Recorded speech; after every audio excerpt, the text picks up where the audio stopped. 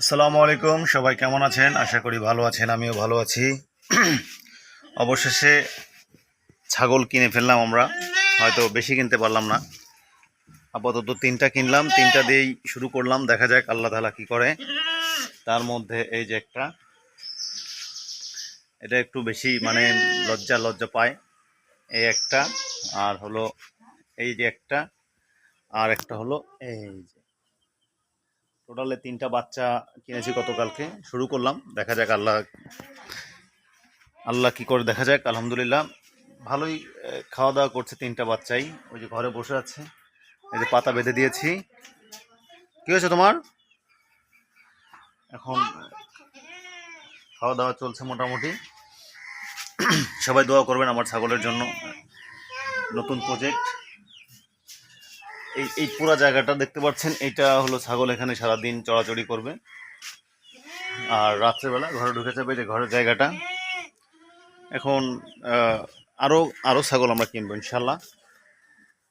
এটাতে শুরু করেছি, আল্লাহ চাহে তো আরও কিনবো। এবং সবাই দোয়া করবেন যাতে সুস্থভাবে সফলভাবে করতে পারি, সেজন্য সবার কাছে দোয়া প্রার্থী।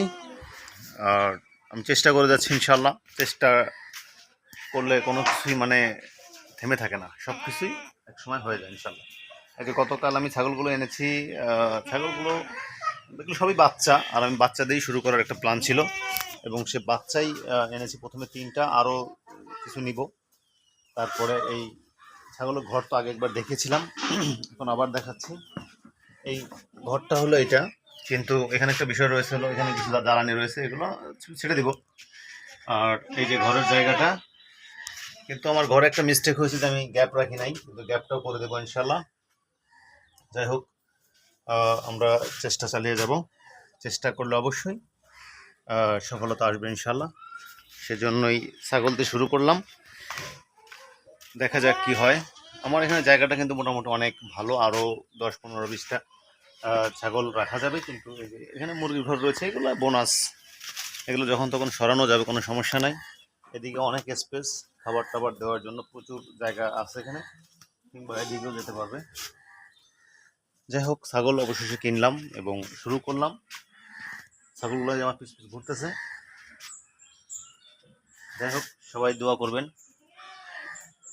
আলহামদুলিল্লাহ আমার অনেক ভালো লাগছে, কারণ ছাগলগুলো মোটামুটি সব খাবারই খাচ্ছে, পাতা থেকে শুরু করে ও পাতা খাচ্ছে।